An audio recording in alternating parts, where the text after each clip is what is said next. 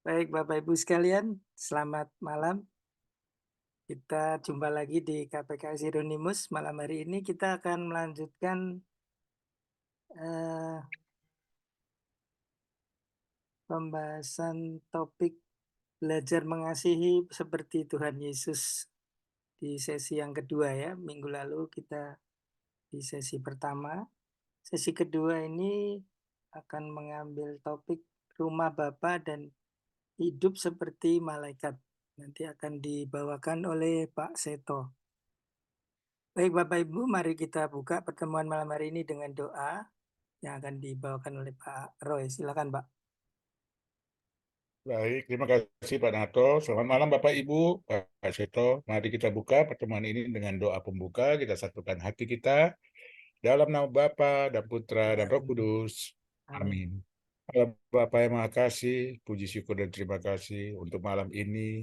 Kami anak-anakmu di KPKS Hieronymus kembali berkumpul untuk merenungkan, untuk meresapi makna pengajaran yang akan dibawakan oleh Pak Seto. Maka kami mohon, bukalah mata hati kami, curahkanlah rahmat-Mu, pimpin kami Bapak, agar setiap perkataan, setiap pesan-pesan iman meresap dalam hati kami. Berkati Pak Seto juga Bapak, agar tetap semangat, agar tetap berkarya untuk berbagi pemahaman iman mengenai kitab suci, bagi kami semua yang sangat membutuhkan. Kami tahu Bapak, kuasa kasih-Mu lah yang kami harapkan dapat bekerja dalam hati kami, sehingga kami mampu mewujudkannya di tengah keluarga dan sesama, menjadi saksi kasih-Mu, dan tetap dan siap untuk diutus menjadi berkat di tengah keluarga dan sesama. Semua doa syukur, permohonan, selalu kami persembahkan. Kami aturkan di dalam nama Yesus Kristus Putra-Mu Tuhan kami, yang bersama dengan Dikau dalam persatuan Roh Kudus, hidup dan berkuasa Allah sepanjang segala masa. Amin.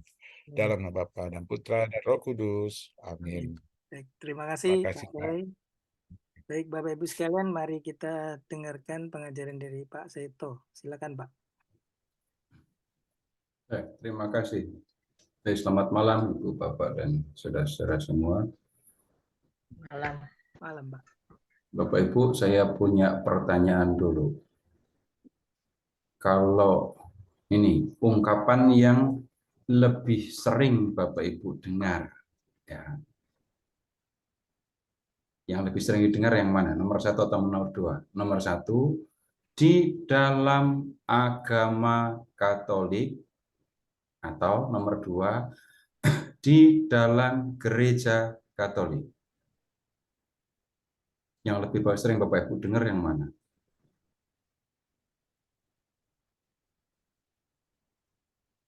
Agama Katolik ya. Di dalam agama Katolik. Atau di gereja. Ya, yang lebih sering didengar, yang lebih biasa di telinga kita yang mana? Agama atau gereja? Gereja, Pak, di dalam gereja. Katolik ya. Nomor 1. Nomor 1, yakin? Nah, kalau nomor 1 itu biasanya Bapak Ibu dengar dari atau di luar gereja Katolik atau di dalam gereja Katolik. Kalau yang nomor 1. Di luar, Pak.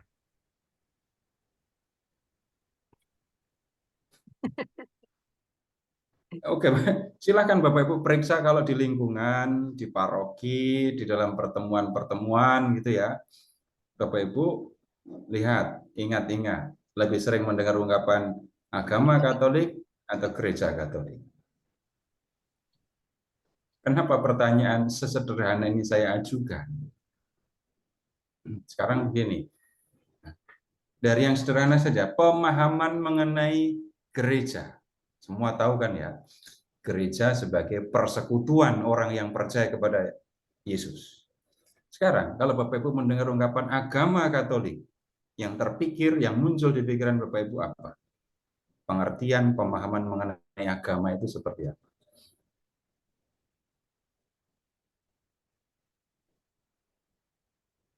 Kepercayaan. Ini nggak ada yang muncul atau memang karena nggak mau memunculkan? Kepercayaan. Kepercayaan ya. Kepercayaan. Aliran kepercayaan. Duh, malah aliran kepercayaan. Kalau Bapak Ibu bicara tentang agama, syaratnya untuk jadi agama itu apa saja? Percaya.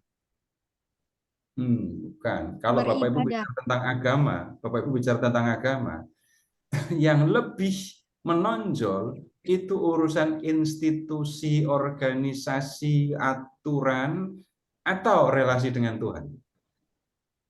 Institusi. Instansi. Ya, Lebih banyak institusi. bicara tentang institusi, bukan relasi dengan Tuhan. Saudari Angela, berarti konsumsi jangan Oh. saya lagi ya. Pembicaraan kita waktu kecil ya, kalau ngomongin agama, Jadi aku saja, Bu. Ya, saya fokus di situ aja ya. Iya, Bu. Di suaranya di-mute dulu. Kalau mau bawa konsumsi ke Pak Narto.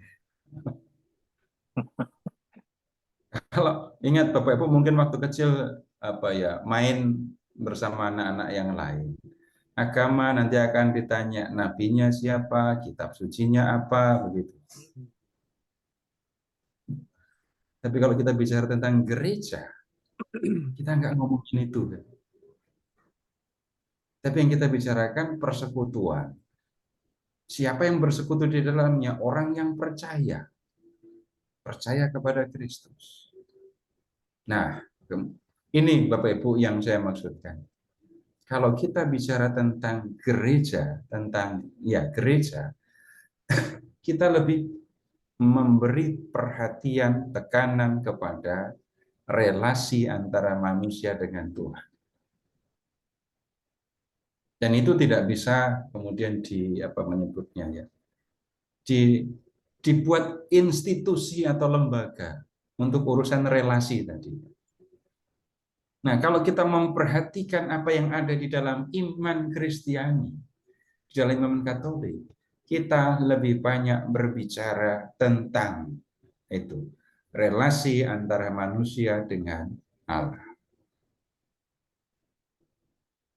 Nah, urusan menyebut agama Katolik itu biasanya muncul kalau sudah urusan dengan yang lain, urusan dengan pemerintahan misalnya, itu akan nyebut tentang agama sebagai ini lembaga.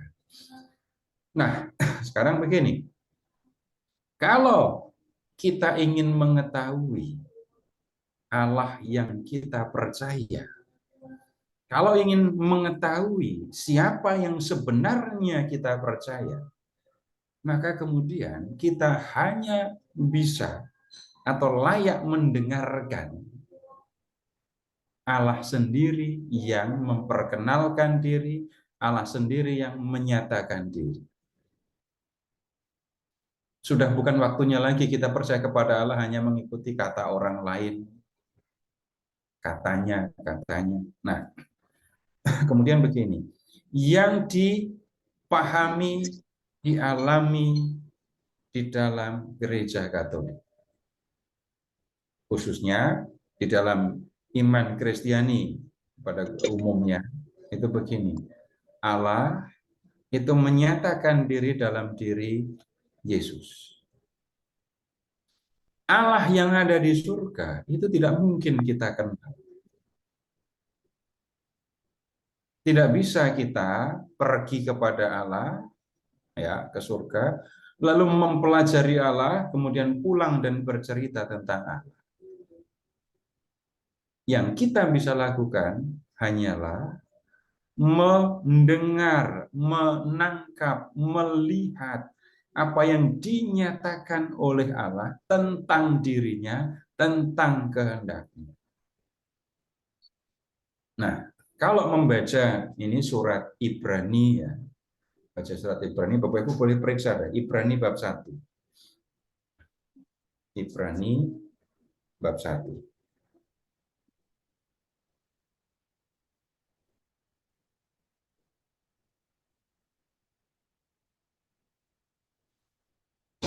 Lihat nih dari ayat 1 ya.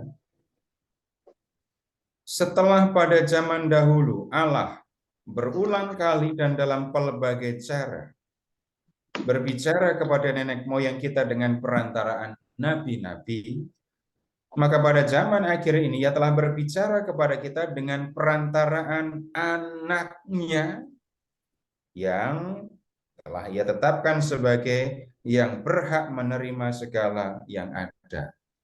Nah, kita perhatikan kalimat ini dulu. Nah, sebelumnya di zaman dahulu itu Allah berbicara. Allah menyatakan diri kepada ini nenek moyang kita, ya, sebut saja kalau dalam hal ini kepada orang-orang Israel, dan Allah berbicara dengan perantaraan nabi-nabi. Itu dulu ya, sebelum Yesus lahir. Tetapi kemudian ayat 2, Allah berbicara dengan perantaraan anaknya. Nah, kemudian sekarang lihat ke ayat 3. Ia adalah cahaya kemuliaan Allah dan gambar wujud Allah, dan menopang segala yang ada dengan firman-Nya yang penuh kekuasaan. Lihat, dia adalah cahaya kemuliaan Allah. Dianya itu anak Allah itu tadi ya. Jadi anak Allah itu adalah cahaya kemuliaan Allah. Nah, kemudian lihat, dia itu adalah gambar wujud Allah. Kalau mengatakan cahaya kemuliaan Allah, mungkin agak abstrak. Tapi ketika mendengar dia itu adalah gambar wujud Allah, ini menjadi lebih kelihatan, lebih jelas.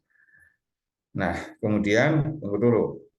Setelah ia selesai mengadakan penyucian dosa, ia duduk di sebelah kanan yang maha besar, di tempat yang tinggi, jauh lebih tinggi dari malaikat-malaikat, sama seperti nama yang telah dikaruniakan kepadanya, jauh lebih indah daripada namanya. Sekarang begini, Bapak Ibu amati anak Allah ini. Awalnya anak Allah itu bersama dengan Allah, kemudian anak Allah itu, ini jangan dicampur dengan Tritunggal dulu ya, supaya nggak bingung, ikuti saja dulu. Nah, awalnya anak Allah ada bersama dengan Allah, kemudian anak Allah itu menjadi manusia dengan tugas, dengan peran menyucikan manusia dari dosa.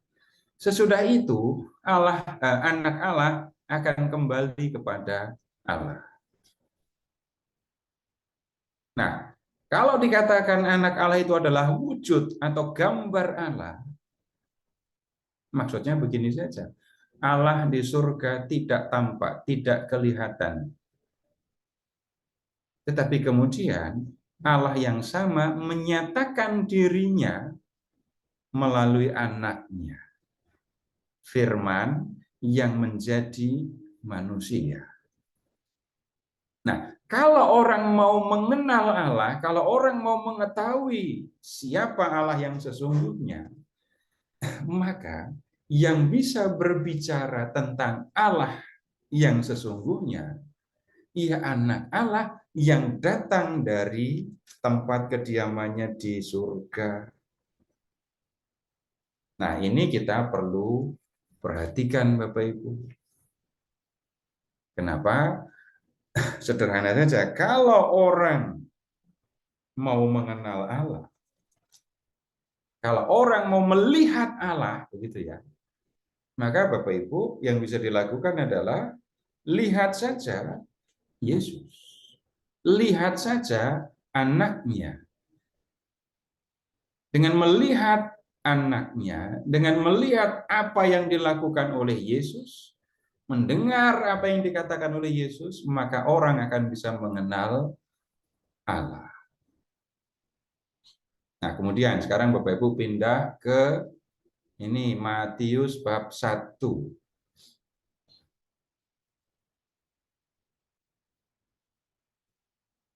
Matius bab 1.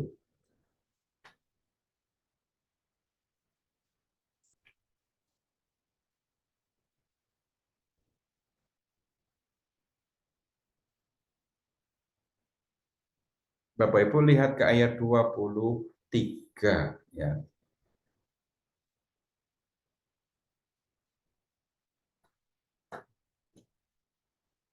Perhatikan nama Immanuel. Dan kemudian ayat 21, perhatikan nama Yesus. Nah, kalau membaca ayat 23, perhatikan nama Immanuel. Im, anahnu, dan el. Itu 3 kata ya. Im, itu artinya bersama, beserta, atau dengan. Anahnu, itu artinya kami, kita. El, itu artinya Allah.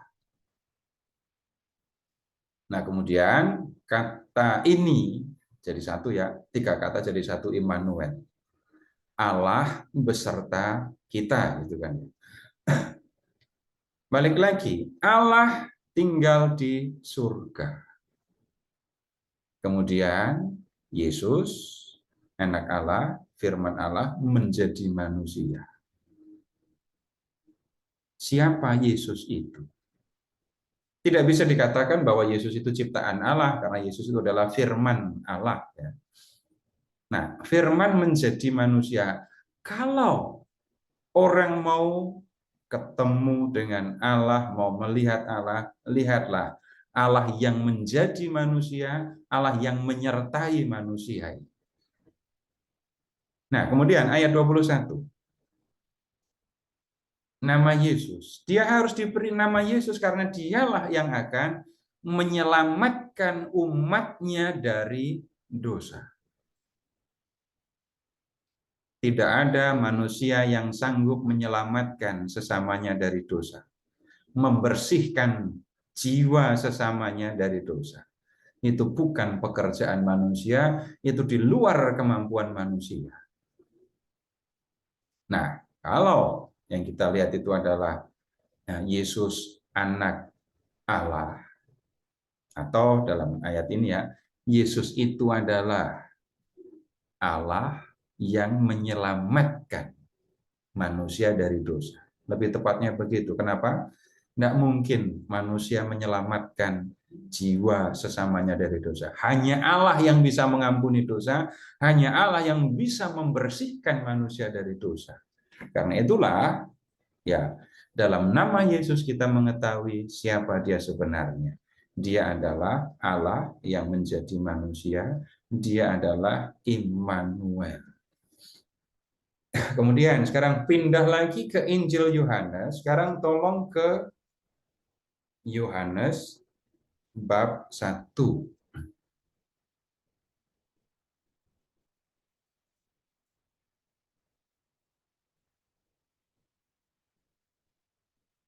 Yohanes bab 1. Lihat ke ayat 1. Ini sudah hafal semua kan ya. Pada mulanya adalah firman, firman itu bersama-sama dengan Allah, dan firman itu adalah Allah.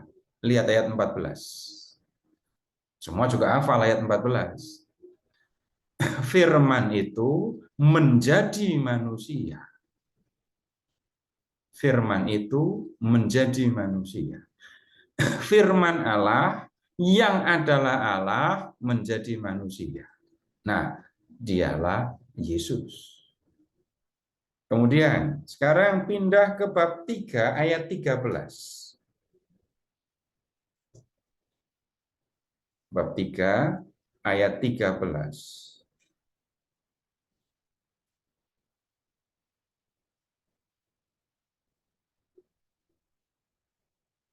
Tidak ada seorang pun yang telah naik ke surga selain daripada Dia yang telah turun dari surga, yaitu Anak Manusia. Ini juga bicara tentang Yesus. Ya, Yesus turun dari surga menjadi manusia. Sehingga kalau mau tanya tentang siapa Bapa, kalau mau tanya surga itu seperti apa, Bapak Ibu, jelaskan ya, layaknya bertanyanya kepada yang turun atau datang dari surga. Nah, yang kita percaya di dalam iman Kristiani dan dalam gereja Katolik ini, Allah menjadi manusia, dialah Yesus. Sehingga kalau orang mau mengerti apa yang dikehendaki oleh Bapa di surga, oleh Allah di surga, dan kemudian kalau mau tanya-tanya tentang surga, ya tanyalah kepada yang datang dari sana. Bapak Ibu pernah ke Lampung?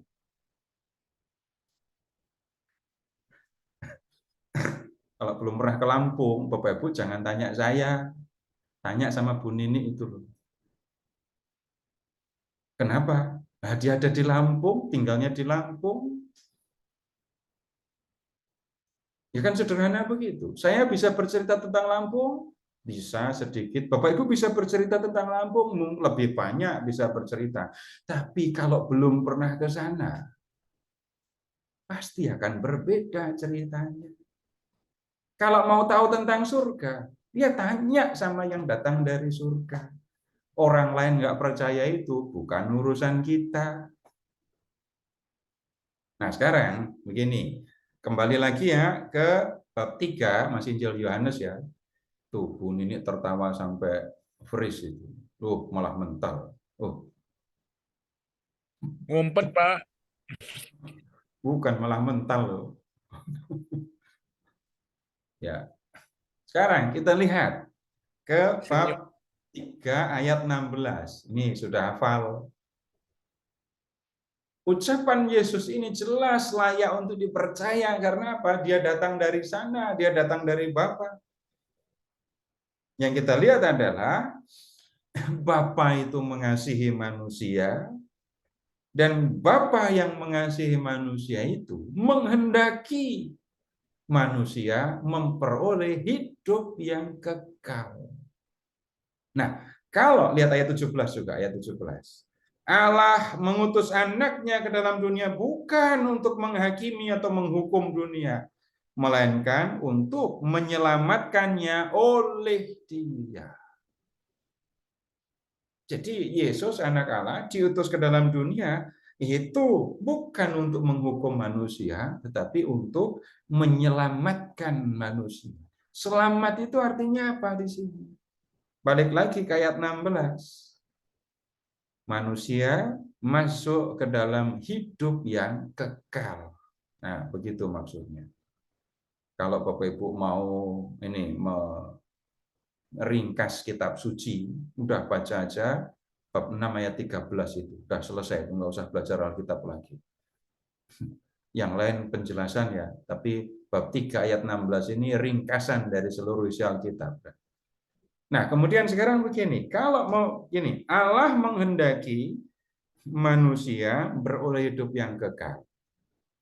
Allah mengutus anaknya untuk menyelamatkan manusia, untuk membawa manusia masuk dalam hidup yang kekal.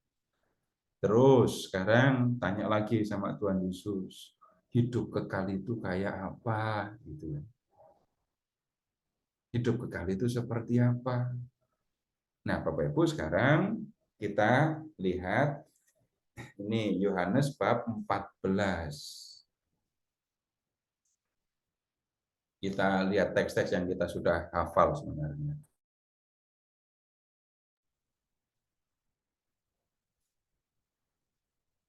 Yohanes 14.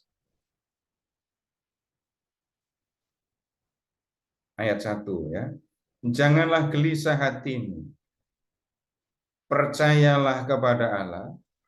Percayalah kepadaku. Di rumah Bapakku banyak tempat tinggal. Jika tidak demikian, tentu aku mengatakannya kepadamu. Sebab aku pergi ke situ untuk menyediakan tempat bagimu. Dan apabila aku telah pergi ke situ dan telah menyediakan tempat bagimu, aku akan datang kembali dan membawa kamu ke tempatku, supaya di tempat di mana aku berada, di situ pun kamu berada. Nah, kemudian sekarang begini, Bapak Ibu perhatikan ayat 1. Gelisah, ya ada kata gelisah hati. Bapak Ibu pernah mengalami kegelisahan? pernah gelisah? Apa yang terjadi ketika orang itu gelisah? Nggak tenang, Pak. Enggak tenang. Yang membuat tidak tenang itu sesuatu yang di belakang atau di depan, yang sudah terjadi atau yang belum terjadi. Kalau orang gelisah, Belum itu terjadi. yang ada di Yang pikiran, belum, ada Pak. yang ada di Belum hati, terjadi. ya, yang belum terjadi. Kan begitu kan ya? Khawatir, gelisah. Di situ juga ada unsur takut ya. Saya takut apa yang akan terjadi di kemudian hari.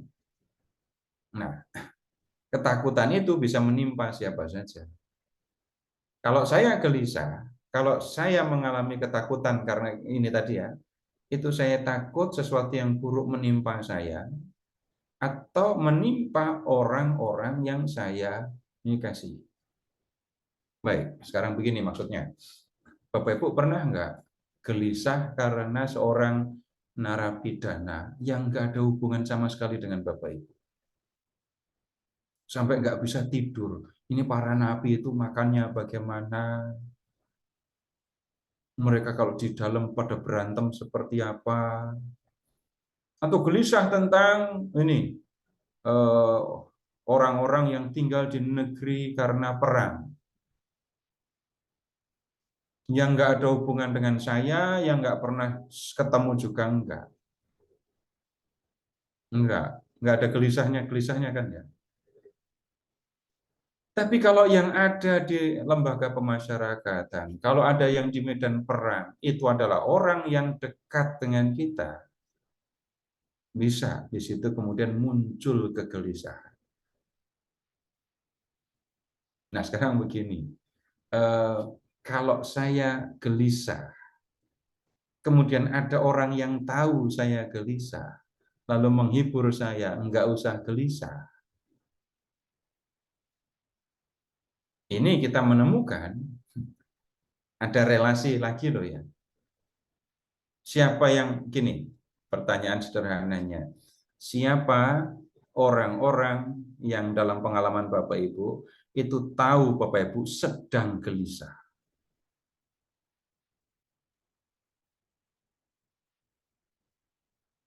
Orang-orang yang Bapak Ibu temui di jalan, yang tadi parkir mobil?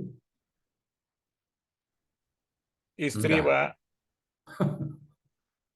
Yang gelisah dengan situasi, dengan keadaan kita, bisa dikatakan hanya orang-orang yang dekat dengan kita.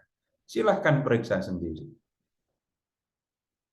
Nah, kalau kemudian gini, tentang kegelisahan ini ya, kalau kemudian Yesus berkata kepada murid-muridnya, enggak usah kamu gelisah, Bapak Ibu sedang melihat relasi antara Tuhan Yesus dengan murid-muridnya.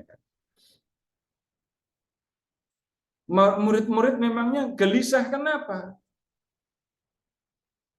Kalau melihat apa yang dikatakan oleh Yesus selanjutnya, jelas kan kegelisahan para murid itu karena masa depan. Apa yang akan terjadi dengan mereka di masa yang akan datang. Yesus sudah mengatakan sebenarnya dia akan pergi. Dan kemudian Yesus akan pergi, nggak bersama dengan mereka lagi. Dan kemudian para murid harus hidup di dunia tanpa Yesus. Dan hidup di dunia tanpa guru mereka yang selama ini mereka ikuti. Itu bisa menjadi sesuatu yang menakutkan untuk para murid. Enggak ada lagi yang menolong mereka kalau harus debat sama orang-orang Farisi misalnya gitu ya. Kemudian ini begini, Tuhan Yesus mengingatkan supaya enggak gelisah. Nah sekarang Bapak Ibu tolong ingat-ingat apa yang dikatakan orang yang mengasihi Bapak Ibu ketika Bapak Ibu gelisah. Ingat-ingat apa yang dikatakan orang-orang yang mengasihi Bapak Ibu Apa yang mereka katakan ya, ketika melihat Bapak Ibu gelisah.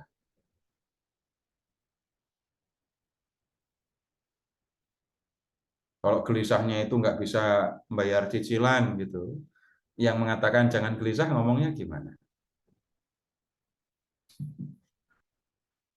Ya udahlah nanti 3 bulan saya yang bayar angsuran. Itu gelisahnya selesai itu langsung gitu kan ya.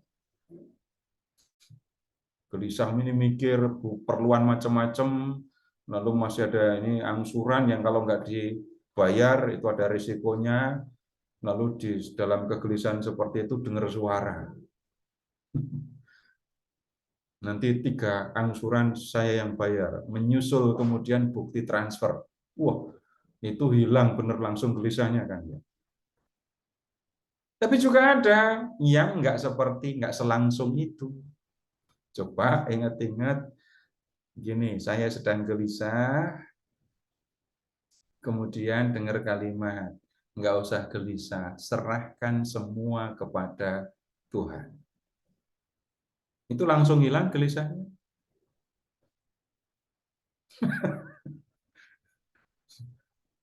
Itu kalau dengar kalimat itu terus gelisahnya hilang, saya senang sekali. Itu gampang sekali membuat orang menghilangkan gelisahnya. Sekarang begini ya, kalimat itu bijaksana, tetapi kemudian kalau nggak hati-hati bisa hanya sekedar diungkapkan ya. Bapak Ibu tolong ingat-ingat ya, pernah belajar pasrah atau enggak? Bapak Ibu, untuk bisa sampai level pasrah kepada Tuhan di dalam kegelisahan, di dalam ketakutan, Bapak Ibu perlu waktu berapa menit? Enak aja ngomong menit ya. Enak aja ngomong menit. Ada yang ada dengan hitungan hari, ada yang hitungan minggu, ada yang hitungan bulan, ada yang hitungan tahun. Seingat saya ketika pertama kali saya belajar pasrah, dengar kata pasrah terus belajar pasrah, itu kalau nggak salah mengingat saya perlu 2 tahun. Nah, kemudian sekarang begini. Para rasul, para murid Yesus, itu diingatkan Tuhan Yesus, kamu nggak usah gelisah. Aku pergi. Tetapi aku pergi itu untuk kepentingan kamu. Kamu harus menjalani hidup di dunia ini. Iya, setelah Yesus pergi, naik ke surga, mati di kayu salib, ya, kemudian bangkit dan naik ke surga. Itu situasi yang nggak mengenakan untuk para murid, jelas. Mereka harus tinggal bersama dengan Yesus. Tetapi Tuhan Yesus mengingatkan, aku pergi itu untuk kepentingan kamu. Ingat ya, nah ini mengingatnya sekarang begini. Ingat ya, hidupmu di dunia itu ada batasnya. Hidupmu di dunia itu ada batasnya. Ada yang batasnya itu dekat, ada yang batasnya jauh. Ada yang masih kecil, masih anak-anak, sudah meninggal, ada yang usia lanjut sekali. Seperti nenek saya dulu konon katanya umurnya di atas 100. Itu kan lama sekali hidupnya. Tetapi selama apapun, hidup di dunia ini akan ada batasnya. Nah, Bapak Ibu, tolong amati. Kalau Yesus pergi untuk menyiapkan tempat bagi para murid, itu kan artinya Yesus memikirkan nasib murid-muridnya setelah hidupnya di dunia ini berakhir kan. Ini tema ini terutama malam ini saya bicaranya agak tinggi gitu ya. Tapi bukan abstrak, enggak. Ini bagian dari kepercayaan kita dan saya yakin tetap bisa dimengerti. Jadi Yesus itu justru memikirkan nasib murid-muridnya setelah hidup mereka di dunia selesai. Nah, Bapak Ibu juga melakukan yang seperti itu kan? Apakah kalau Bapak Ibu berpikir tentang anak-anak, Bapak Ibu hanya berpikir hari ini? Enggak mungkin. Tidak mungkin. Bapak Ibu mendidik anak-anak, misalnya supaya bisa mandiri, itu memikirkan ini dunia. Kadang harus bicara keras kepada anak-anak. Kenapa? Dunia tidak selembut mamamu gitu ya.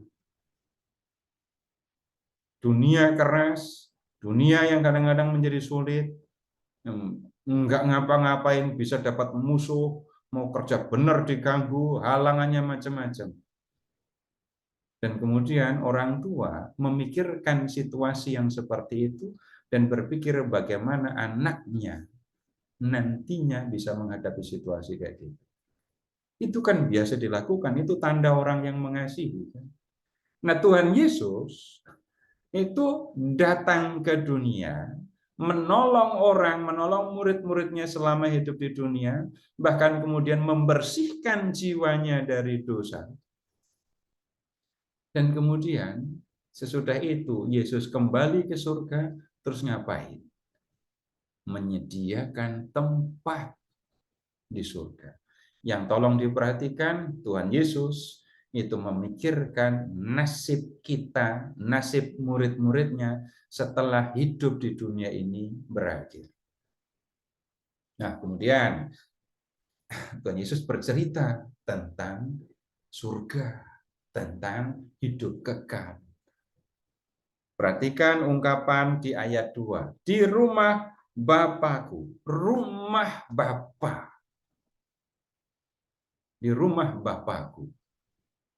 Yesus menggambarkan hidup kekal itu sebagai rumah Bapa. Dan di rumah itu ada banyak ruangan, ada banyak kamar. Yesus pergi ke sana untuk menyiapkan tempat. Menyiapin kamar-kamar untuk muridnya. Sesudah kamar-kamar, sesudah tempatnya siap, Yesus akan datang kembali ke dunia, gitu ya. Untuk apa? Menjemput murid-muridnya dan kemudian membawa manusia, membawa murid-muridnya itu ke tempat kediaman Allah Bapa di surga. Nah, Bapak Ibu silahkan mengingat doa Angelus ya, supaya karena sengsara dan salibnya kami dibawa kepada kebangkitan yang mulia. Nah, Yesus mengatakan dia akan pergi menyiapkan tempat. Sesudah tempatnya siap, Yesus akan kembali, datang kembali, dan kemudian membawa kamu ke sana. Yang diinginkan Yesus, lihat, di tempat aku berada, di situ pun kamu berada. Nah, Bapak Ibu, ini situasi yang kalau nggak dibaca baik-baik, nggak dipahami baik-baik, lalu nggak ada rasanya apa-apa. Ingat Yohanes 3:16, Bapa mengasihi manusia, Bapa pengen manusia tinggal bersama dengan Dia di surga. Yesus datang ke dunia mewujudkan kasih Allah. Yesus mengasihi manusia kalau begitu dan menghendaki manusia hidup abadi. Dia menjadikan dirinya jalan untuk masuk dalam kehidupan kekal. Nah, kemudian sekarang begini. Kalau Bapa, kalau Yesus itu mengasihi manusia, silahkan memikirkan, sederhana saja. Tinggal bersama dengan pribadi yang mengasihi saya. Nah, Bapak Ibu, ini mudah saja mengingatnya, karena Bapak Ibu semua punya perasaan kan ya. Kalau nggak punya perasaan, ya. Kalau begini, Bapak Ibu, ini pengandaian yang umum ya, yang kasus-kasus jangan dijadikan menu utama. Balik lagi ketika bicara tentang rumah, kita pikir lagi keluarga. Sekarang begini, Bapak Ibu pernah nggak mengatakan, pernah nggak merasakan rumah yang Bapak Ibu tempati itu adalah tempat yang paling menyenangkan untuk saya. Pernah ngomong gitu apa enggak?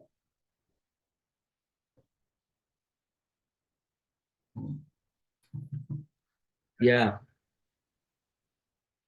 Kalau pakai bahasa yang sinis ya, lebih kerasan mana? Tinggal di hotel apa di rumah? rumah. Tinggal di rumah sakit apa di rumah? Itu Rumah. lebih jelas kalau itu. Nah, kemudian Bapak Ibu begini, bukan saya ngomongin orang tua ya, tetapi rupanya makin lama tinggal di rumah itu, ikatan dengan rumah itu makin kuat ya. Ibu saya itu bisa pergi kemana-mana, tapi nggak pernah punya cita-cita akan ikut anaknya yang tinggal di sini, yang tinggal di sini. Enggak.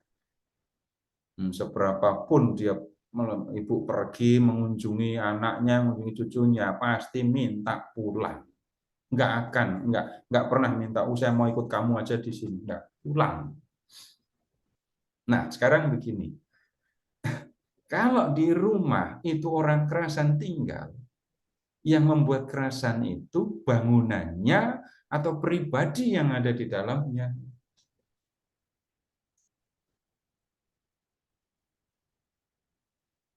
Ya bisa dua-duanya ya, tetapi kemudian yang nomor satu tentu ini bicara tentang siapa yang tinggal di rumah itu. Biarpun rumahnya biasa, apalagi rumahnya baik, kemudian yang di dalam rumah itu semuanya sayang sama saya, tinggal di rumah itu akan sangat menyenangkan. Waktu berasa cepat karena senang. Waktu berasa cepat. Kenapa? Saya gembira, senang berada bersama dengan yang ini, orang-orang pribadi-pribadi yang mengasihi saya.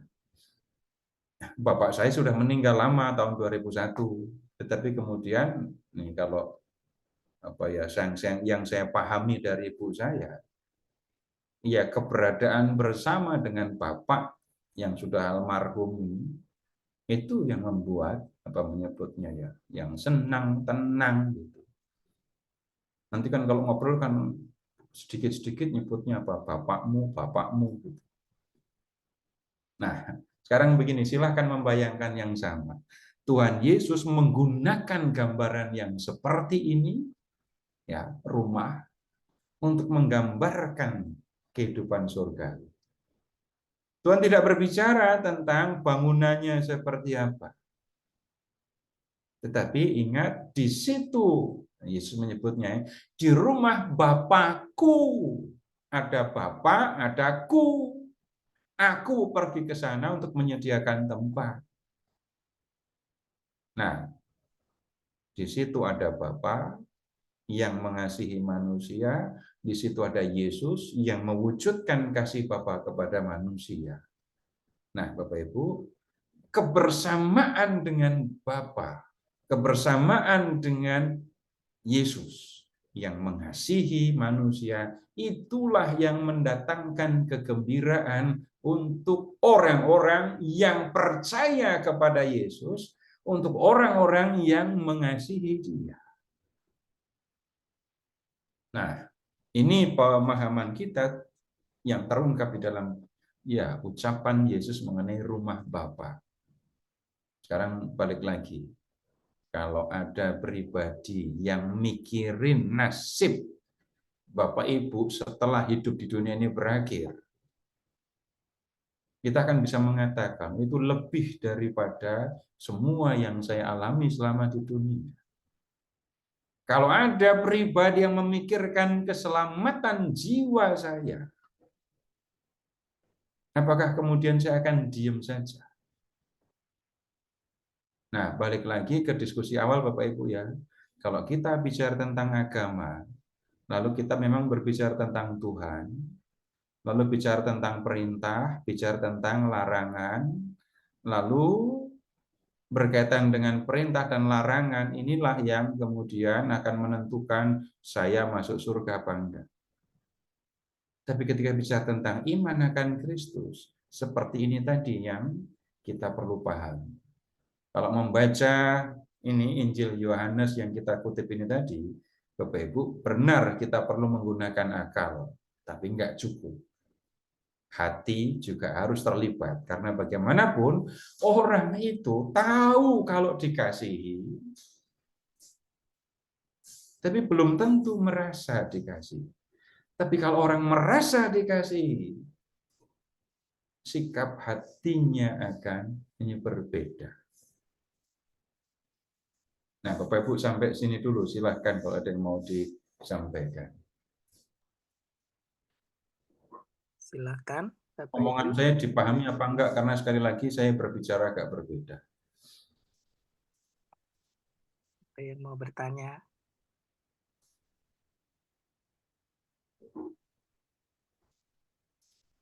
Saya berbicara pun, bicara tentang teks kitab suci ini Bapak Ibu, sekali lagi enggak cukup kita memahami. Memahami harus, tapi enggak cukup.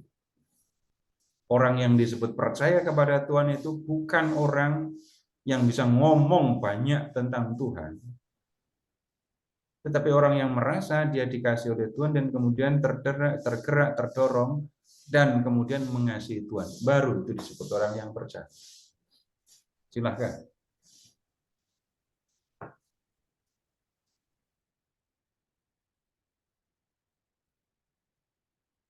Silakan, Bapak Ibu, ada yang mau bertanya mungkin.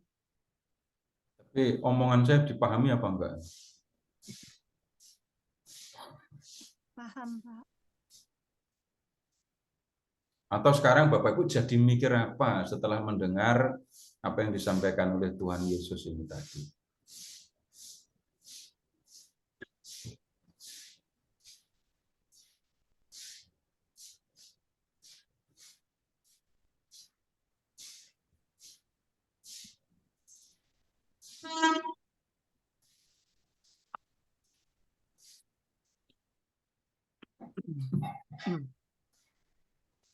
Jadi pada mikir apa? Atau malah nggak mikir Saya, apa-apa? Pak Narto, saya bisa tanya Pak Narto. Ya, Pak Edi, silakan, Pak. Pak Seto, tadi Tuhan Yesus itu pergi ke rumah Bapak memikirkan murid-muridnya untuk mendapatkan tempat di sana. Lalu sebelum Yesus datang ke sana itu bagaimana yang sebelumnya, Pak Seto? Dalam hal ini Bapak nggak usah mikirin mereka. Tapi yang harus dipikirkan adalah Bapak ngerasa nggak dikasih oleh Bapak, dikasih oleh Tuhan Yesus. Nah, itu yang menjadi penting dalam diskusi, dalam pembicaraan kita. Kalau kita bicara tentang teologi, nanti akan ketemu keselamatan di luar gereja, keselamatan di luar iman Kristiani, keselamatan orang-orang yang lahir sebelum Tuhan Yesus, begitu. Tapi kemudian dalam pembicaraan kita ini lebih banyak kita harus memperhatikan relasi saya dengan Tuhan. Itu yang menjadi sangat penting dalam urusan iman akan Kristus. Orang bisa berbicara banyak tentang Tuhan Yesus, tapi belum tentu merasa dikasihi Tuhan Yesus. Ironis? Ya. Ada orang yang tahu sedikit tentang Tuhan Yesus, tapi kemudian dia bisa merasakan, mengalami bagaimana Tuhan mengasihi. Nah, bagaimana sekarang caranya supaya apa yang kita diskusikan, apa yang kita bicarakan, apa yang kita baca ini bisa menjadi bagian di dalam hidup kita? Caranya sederhana. Sering-sering membaca teks ini, ulang-ulang, dan dalam situasi mengulang, membaca itu tadi, Bapak Ibu, ingat dengan Tuhan Yesus. Itu akan menolong kita untuk mengerti. Dalam pembicaraan tentang Tuhan Yesus, dalam iman akan Yesus, Bapak Ibu, yang dipikirkan kalau Tuhan mengasihi, itu bukan nomor satu. Tuhan memberi saya rezeki, Tuhan memberi saya kesehatan, bukan. Bukan itu yang nomor satu. Tuhan memikirkan jiwa saya, Tuhan memikirkan hidup saya sesudah selesai hidup di dunia ini. Begitu dulu Pak, jadi saya minta maaf tidak mau bergeser diskusi ke yang seperti itu. Terima kasih Pak Seto. Ya.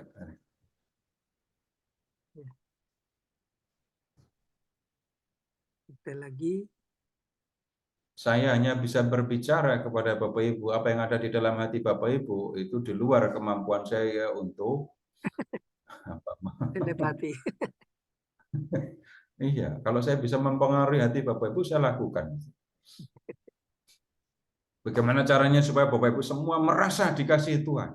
Supaya Bapak Ibu merasakan Tuhan Yesus mati untuk saya. Kalau itu saya bisa lakukan, sampai hati Bapak Ibu mengalami, ngerasain semua, saya akan lakukan. Tapi sekali lagi itu di luar kemampuan saya. Tugas saya yaitu membantu, menemani Bapak Ibu supaya mengerti. Tapi percayalah, Tuhan yang kita ikuti, Tuhan yang kita percaya, itu akan menolong kita untuk masuk dalam pemahaman, pengalaman, perasaan yang seperti ini tadi. Baik, kalau nggak ada, kita pindah ke teks yang berikutnya ya. Silahkan ke Injil Lukas, bab 20, mulai dari ayat 27 ya. Ini juga teks yang biasa saja, Bapak Ibu sudah sering dengar.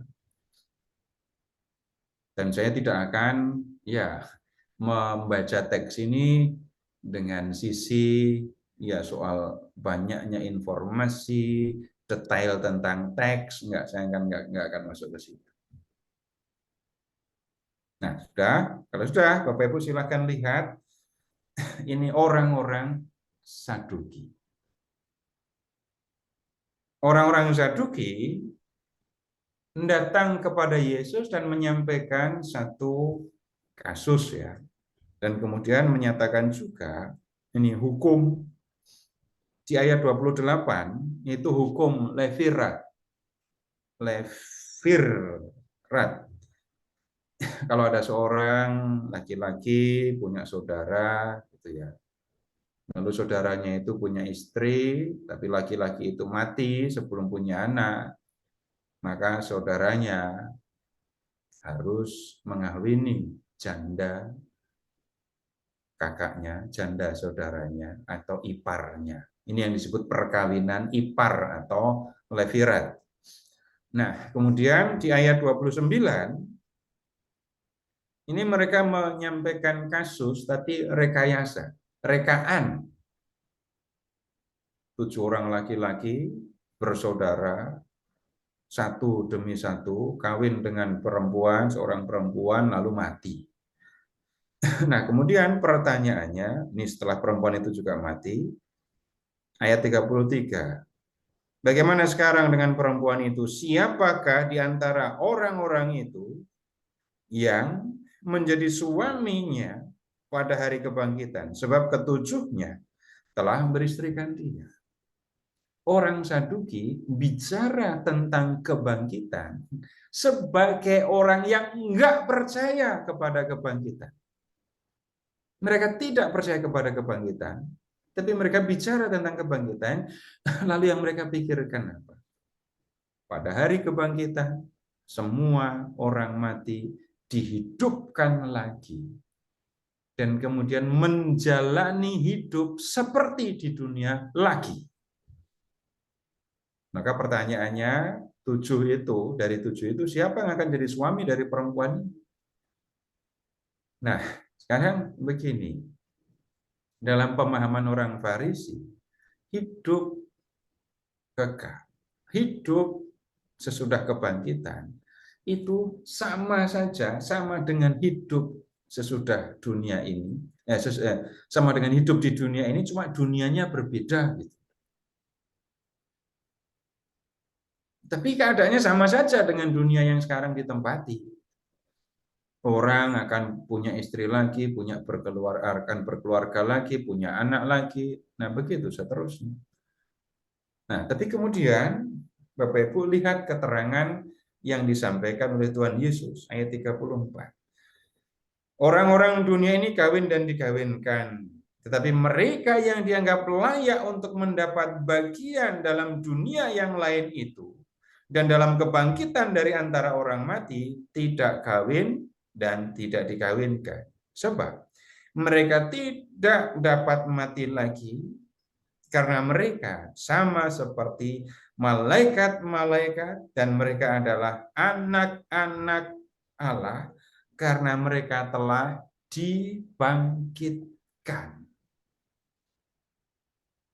Nah, perhatikan ucapan Yesus ini. Mereka tidak dapat mati lagi, mereka sama seperti malaikat-malaikat, dan mereka adalah anak-anak Allah karena mereka telah dibangkitkan. Nah, ini yang sulit itu begini. Setelah dibangkitkan, itu mereka akan menjadi seperti malaikat-malaikat. Seperti malaikat. Nah, ini yang diajak ngomong kan belum pernah lihat malaikat. Orang Yahudi, ya mereka percaya kepada malaikat, percaya adanya malaikat, tapi bukan berarti mereka ngelihat malaikat. Kalau mengatakan seperti malaikat, itu kan membandingkan manusia atau membuat perbandingan dengan sesuatu yang tidak kita lihat. Kalau mengatakan begini, mereka yang sudah dibangkitkan itu nanti akan seperti Avatar. Itu orang pada ngerti karena sudah pada nonton filmnya kan. Jadi raganya ditinggal, tapi hidupnya masuk ke dalam tubuh yang lain, yang tinggi sekali. Itu pada ngerti karena sudah nonton. Tapi kemudian kalau mengatakan mereka akan seperti malaikat, nah ini yang bisa jadi soal karena nggak dipahami perbandingannya. Nah kemudian mengerti mereka seperti malaikat, nah, seperti malaikatnya ini yang kita perlu perhatikan sekarang. Begini, kalau kita bicara tentang malaikat di Perjanjian Lama, ini pemahamannya agak luas ya, agak luas. Luasnya itu seperti apa?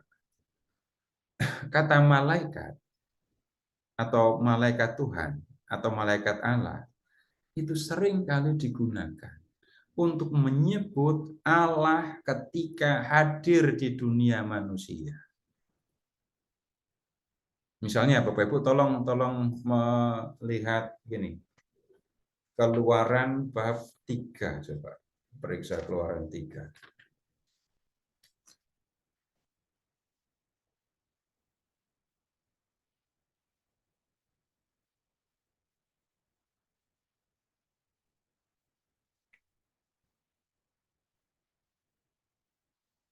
Ayat 2.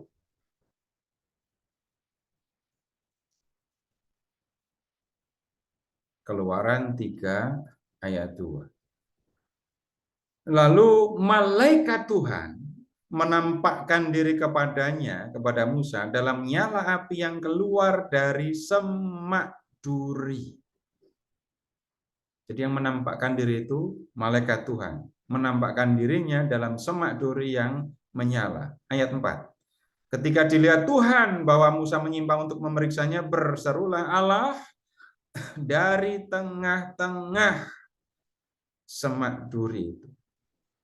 Bapak Ibu kalau membaca teks ini, malaikat Tuhan sama dengan Tuhan. Malaikat Tuhan sama dengan Tuhan. Tapi kemudian Bapak Ibu lihat saja. Malaikat itu, malaikat Tuhan atau Tuhan, menyatakan diri, menampakkan diri kepada Musa. Tapi kemudian pertanyaannya, Tuhannya ini kelihatan apa enggak? Enggak. Kemudian setelah menampakkan diri kepada Musa, terus malaikat Tuhan ini kemana?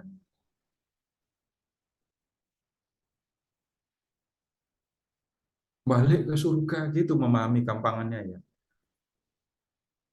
Kemudian yang berikutnya, silahkan ke kitab Kejadian.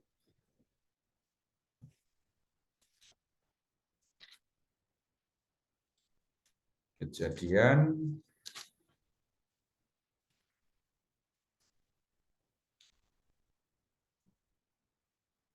Silahkan ke bab 16.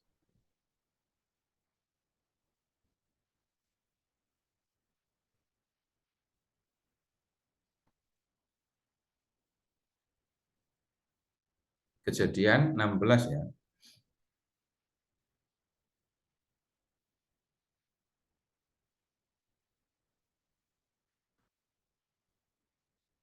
Ayat 7. Lalu malaikat Tuhan menjumpai Hagar dekat suatu mata air di padang gurun, yakni dekat mata air di jalan ke Syur. Terus katanya, Hagar, hamba Sarai, dari manakah datangmu dan kemanakah pergimu? Ayat 9. Lalu kata malaikat Tuhan kepadanya, kembalilah kepada nyonyamu. 10. Lagi kata malaikat Tuhan kepadanya, aku akan membuat sangat banyak keturunanmu. 11. Selanjutnya kata malaikat Tuhan itu kepadanya, engkau mengandung dan akan melahirkan seorang anak laki-laki dan engkau akan menamainya Ismail. Ya. Kemudian ayat 13. Kemudian Hagar menamakan Tuhan yang berfirman kepadanya itu dengan sebutan engkaulah El Roi. Namanya keren kan? Malaikat Tuhan, tapi kemudian sebutannya namanya adalah El Allah Roe, Roe itu melihat. Nah, ini malaikat Tuhan kalau di Perjanjian Lama seringkali digunakan untuk menyebut Allah ketika Allah hadir dalam dunia manusia. Kemudian yang berikutnya begini kata malaikat. Ada tiga makhluk surgawi ya yang seringkali disebut di dalam kitab suci Perjanjian Lama.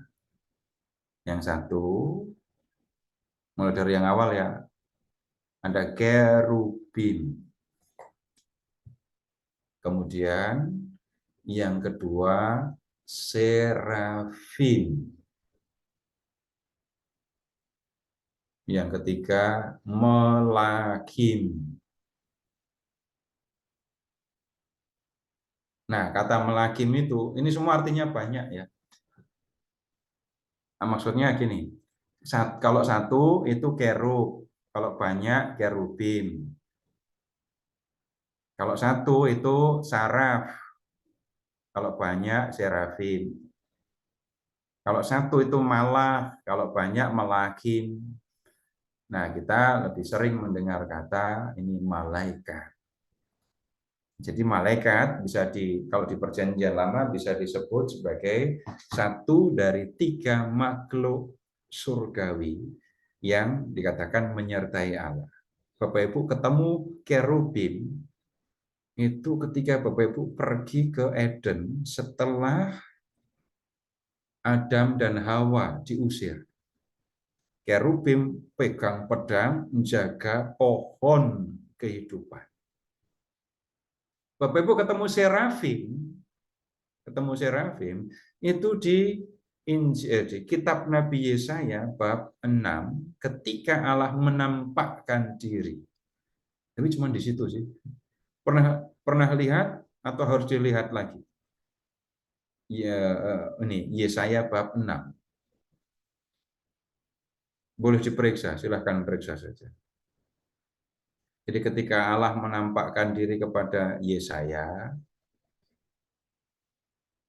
itu kehadiran Allah disertai dengan para serafim yang sangat mencolok kalau membaca atau melihat serafim. Bapak Ibu perhatikan sayapnya berapa.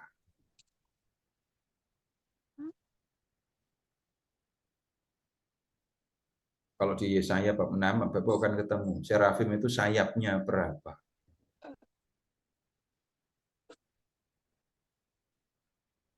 6. Ya, akan ketemu 6. 3 pasang ya. 1 pasang sayap digunakan untuk menutupi kaki, sepasang dipakai untuk menutupi muka, sepasang dipakai untuk melayang-layang. Wah, itu serafim. Tetapi kemudian ada juga malaikat. Nah, gini saja, pilih malaikat yang terkenal ya. Malaikat agung. Bapak Ibu membaca ini di kitab Daniel, akan ketemu Gabriel yang tiba-tiba muncul di hadapan Daniel dan kemudian bertugas memberikan penjelasan kepada Daniel tentang makna penglihatannya. Di situ juga Bapak Ibu akan ketemu dengan Mikael ya, yang menjaga umat Allah, yang berperang demi keselamatan umat Allah. Kemudian Bapak Ibu ketemu Rafael, itu di kitab Tobit. Nyari kerja, itu malaikat tapi nyari kerja. Menolong Tobia untuk ngambil uang bapaknya di negeri yang jauh. Nah, kemudian yang lain lagi begini. Allah di surga itu enggak sendirian. Allah di surga enggak sendirian. Allah tinggal di surga bersama dengan makhluk-makhluk surgawi. Nah, kemudian sekarang begini. Makhluk-makhluk surgawi diantaranya di situ ada malaikat itu tadi. Mereka makhluk surgawi. Bedanya makhluk surgawi dengan makhluk duniawi, mengingatnya gampang saja. Makhluk duniawi itu punya badan, perlu makan, bisa jadi tua. Karena apa? Namanya raga, badan itu akan ada masanya. Harus dijaga seperti apapun. Tetap saja makin lama makin melemah. Makhluk surgawi tidak punya raga. Karena tidak punya raga, nggak ada daging, darah, tulang, apalagi lemak, gitu ya. Maka makhluk surgawi itu nggak bisa menjadi tua. Bapak Ibu juga tidak akan ketemu pemahaman tentang malaikat yang ini pasti kebanyakan makan itu. Kelihatan di perutnya. Kalau melihat jalannya, ini malaikat ini, dia terbangnya kok agak ini, kebanyakan makan melinju itu pasti. Nggak bisa, nggak ketemu kita yang seperti itu. Karena nggak mungkin mengatakan terbangnya pincang kan nggak bisa ya. Kita tidak ketemu ya makhluk dengan kelemahan karena makanan, karena hal-hal yang sifatnya material. Itu yang dimaksudkan kalau kita mendengar mereka itu disebut sebagai menjadi seperti malaikat. Nah, kemudian sekarang begini, kembali ke Injil Lukas bab 20 tadi ya. Lihat lagi ke ayat 36. Mereka tidak dapat mati lagi. Mereka sama seperti malaikat dan mereka adalah anak Allah karena mereka telah dibangkitkan. Kalau dibalik, mereka dibangkitkan, karena itu mereka menjadi seperti malaikat dan mereka tidak mati lagi. Nah, sekarang begini. Bapak Ibu, yang bisa membuat keadaan menjadi seperti ini. Dari mati, dibangkitkan, dan setelah dibangkitkan itu, dibuat menjadi seperti malaikat. Yang bisa melakukan itu siapa? Enggak ada lain. Enggak ada lain. Selain kita mengatakan, ya Bapa, atau kita mengatakan juga, ini Tuhan Yesus. Nah, Bapak Ibu, sekarang begini, dirumuskan lagi dari awal ya. Bapa yang mengasihi manusia, itu mewujudkan kasihnya dalam diri Yesus. Sehingga kalau orang mau melihat kasih Bapa, lihat Yesus. Bagaimana Yesus mengasihi manusia? Dari surga dia turun, membersihkan manusia dari dosa, dan kemudian dia balik ke surga, nyiapin tempat.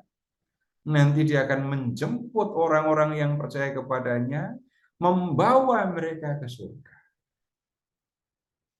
Dan kalau sudah masuk ke dalam surga, itu artinya masuk dalam hidup kekal. Supaya manusia bisa masuk dalam kehidupan kekal, apa yang dilakukan oleh Yesus? Lihat, Yesus membangkitkan orang-orang yang sudah mati, dan kemudian membuatnya menjadi seperti malaikat. Nah, Bapak Ibu, ucapan Yesus, apa yang diajarkan oleh Yesus ini dalam kepercayaan Kristiani jelas layak dipercaya. Karena yang bicara adalah pelakunya. Karena yang berbicara adalah yang melakukan itu. Nah, pribadi Yesus itulah yang membuat kita percaya kepada yang diucapkannya. Sekali lagi, orang lain nggak percaya ini, ya nggak apa-apa.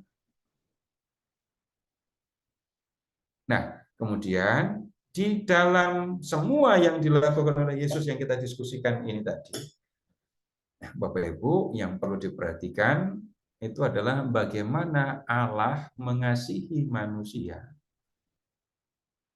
Dan kasihnya itu terungkap dengan ini, memikirkan keselamatan jiwanya, memikirkan nasib manusia sesudah hidup di dunia ini berakhir. Nah, kemudian supaya manusia bisa tinggal bersama dengan Dia dalam kehidupan yang abadi, lihat yang dibuat Yesus. Membangkitkan manusia dari antara orang mati, dan membuatnya menjadi seperti malaikat.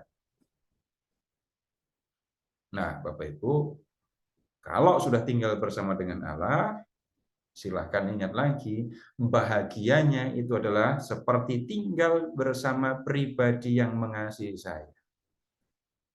Pribadi yang saya kasih juga. Itu kebahagiaannya. Dan kemudian Bapak Ibu, kebahagiaan yang seperti ini, kebahagiaannya tidak menggunakan gambaran-gambaran yang material ya. Enggak menggunakan gambaran yang material. Misalnya begini loh, kalau kita sekarang, Bapak Ibu pernah kecanduan handphone atau belum? Dulu pada ngeluh anak-anak kecil pada kecanduan handphone, tapi kemudian banyak orang tua kecanduan juga kan? Pernah nggak mengeluh karena ini internetnya itu sinyalnya lambat. Kalau sedang Zoom berasa sekali. Nih, kalau pakai gambaran material ya, besok kalau di surga, itu nggak ada sinyal lemot.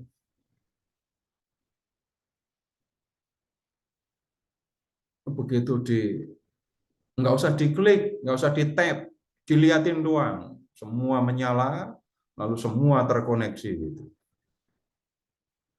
Nggak ada ngelek-ngeleknya dikit-dikit. Nah, kalau ngomongin gambaran, menggunakan bahasa manusiawi, kita akan menemukan yang seperti itu. Apakah ada yang seperti itu? Ada. Kehidupan surgawi itu seperti perjamuan. Nah, dulu senangnya orang zaman dulu itu perjamuan, pesta makan. Ketemu saudara, ketemu teman, nari, nyanyi. Itu kegembiraan orang zaman dulu. Tapi kemudian begini, yang kita lihat malam hari ini justru gambaran yang non-material ya. Karena berbicara tentang ini, menggunakan bahasa kasih. Nah, ini Bapak Ibu yang dilakukan oleh Tuhan. Sekali lagi, nggak cukup dipahami, tapi perlu dirasakan. Supaya bisa merasakan, ulang lagi membaca teks ini dan nikmati. Ulang, nikmati, bukan ulang supaya hafal. Atau malah jangan mengatakan, sudah pernah baca. Bukan begitu. Apa yang tertulis di dalam teks, apa yang dikatakan Tuhan di dalam kitab suci itu terus diulang, dan itu akan menolong kita untuk membangkitkan perasaan terhadap Tuhan. Nah, begitu Bapak Ibu. Sampai di sini silahkan kalau ada yang mau disampaikan.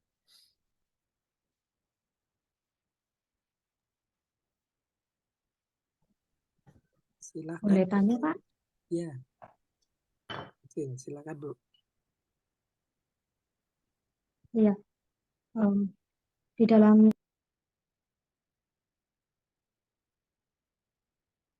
Suaranya belum keluar, Bu.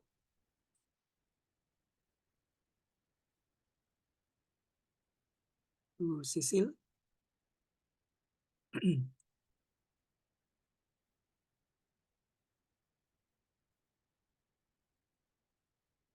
Hilang ya. Malah mental itu.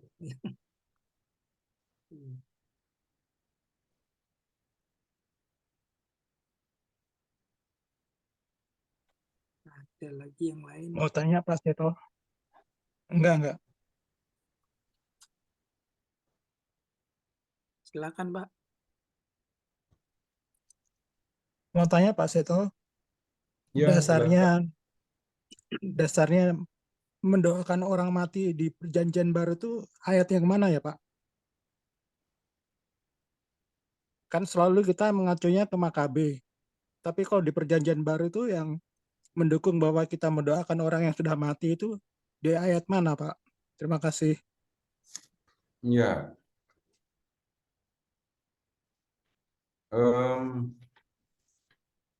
Silahkan membuka dulu Injil Markus, Pak.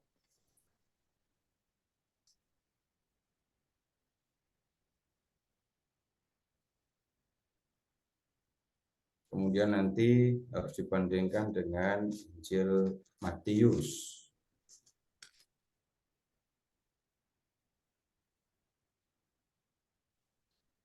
Di Markus silahkan lihat ke bab 3.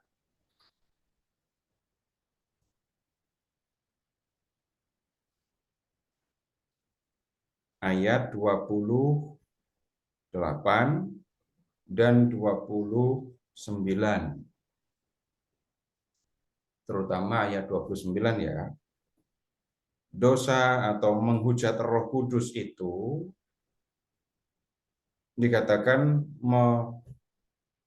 melakukan dosa kekal, enggak akan dapat ampun selamanya. Ya. Tapi kita tidak bicara tentang menghujat Roh Kudus ya. Tapi perhatikan, dosa kekal tidak dapat ampun selamanya. Terus sekarang kita buka Injil Matius yang bab 12.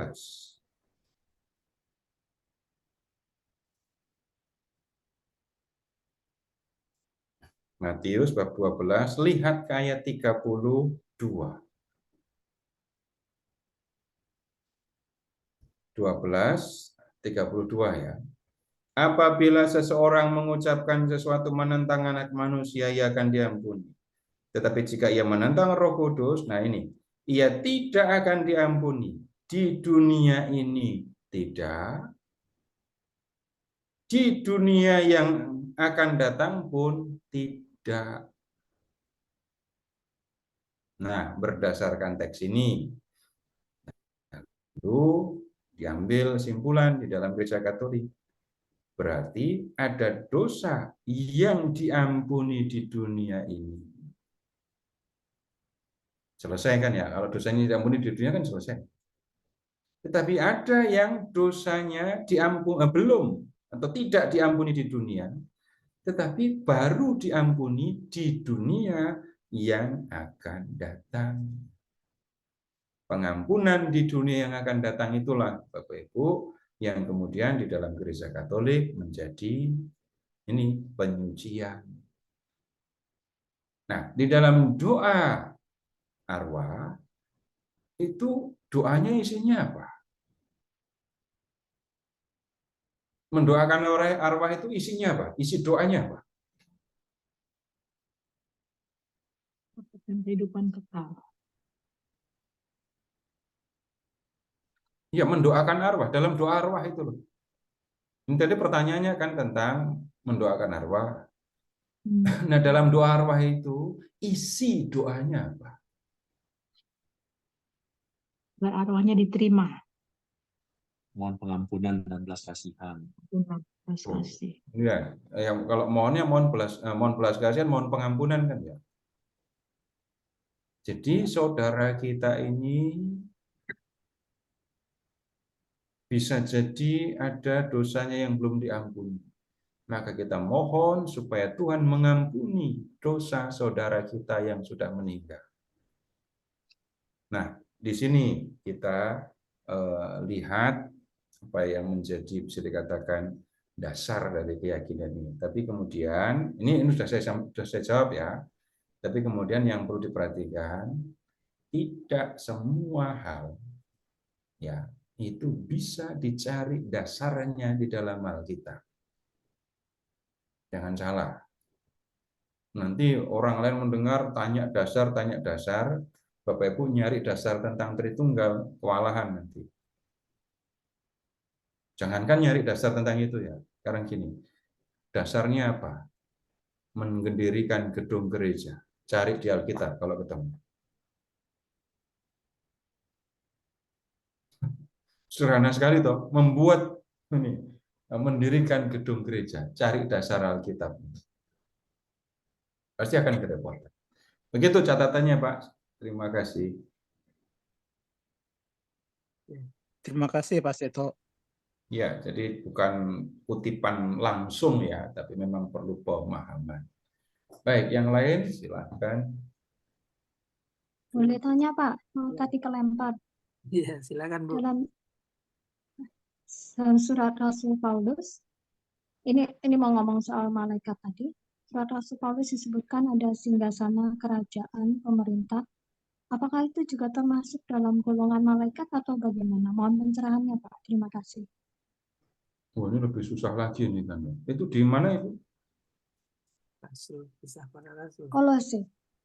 Oh, Kolose. Surat Kolose bab Kolose bab 1 ayat 16.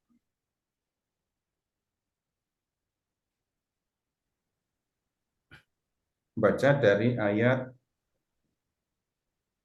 15 ya. Ia adalah gambar Allah yang tidak kelihatan,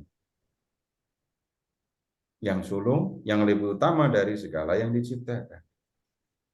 Karena di dalam Dialah telah diciptakan segala sesuatu yang ada di surga dan yang ada di bumi, yang kelihatan dan yang tidak kelihatan, baik singgasana maupun kerajaan, baik pemerintah maupun penguasa, segala sesuatu diciptakan oleh Dia dan untuk Dia.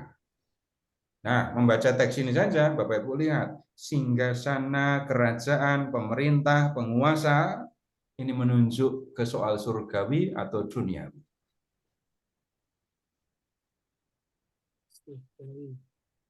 Nah, yang disampaikan di sini, Dia di dalam anak Allah itu telah diciptakan segala sesuatu. Segala sesuatu itu apa? Yang ada di surga dan yang ada di bumi. Nah, kemudian yang kelihatan dan yang tidak kelihatan. Kalau ngomongin singgasana, kerajaan, pemerintah, penguasa, ini kelihatan apa enggak? Kelihatan. Adanya di surga atau di bumi? Kalau di surga enggak kelihatan. Jadi, kalau membaca teks ini, yang sebenarnya mau disampaikan itu adalah ayat 15 tadi nomor 1. Yesus, anak Allah, Dia adalah gambar Allah yang tidak kelihatan. Allahnya tidak kelihatan. Tapi karena Yesus anak Allah itu tadi menjadi manusia, maka Allah yang tidak kelihatan itu bisa dilihat oleh mata manusia.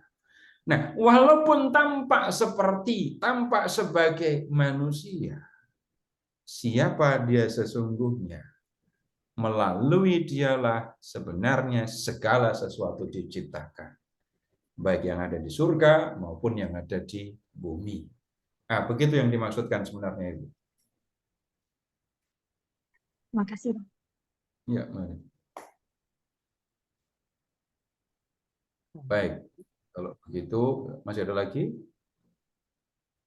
Kalau enggak, silahkan malam hari ini Bapak Ibu merenungkan tentang Tuhan Yesus yang memikirkan nasib kita sesudah hidup di dunia selesai.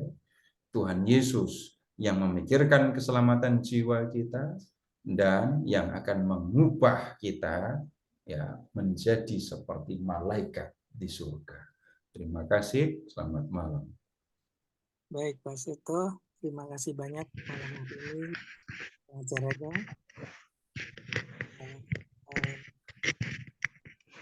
Pemahaman tentang rumah Bapa dan hidup di malaikat.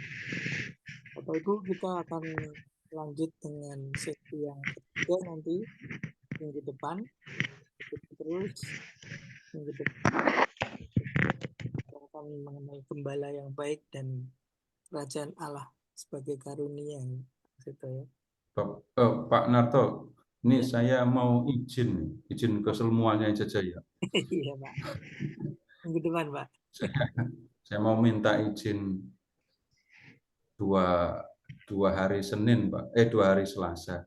Oh iya. Jadi 2 hari Senin, 2 hari Selasa, 1 hari Kamis. Saya minta izin untuk enggak menemani Bapak Ibu belajar. Waktu bisa digunakan Bapak Ibu mau pertemuan silahkan, tapi ya bisa untuk diskusi, bisa untuk ya bicara sama-sama gitu. Tapi saya ya untuk 2 kali pertemuan enggak hadir dulu. Baik Pak Seto. Jadi ya. 2 minggu berikutnya ya Pak, 3 minggu ketiga lagi. Baik Bapak Ibu, kita tutup pertemuan malam hari ini dengan doa. Silakan Pak Roy. Baik, terima kasih Pak Setro, terima kasih Pak Narto, Bu Ivan, dan Bapak Ibu semua. Mari kita tutup pertemuan kita ini.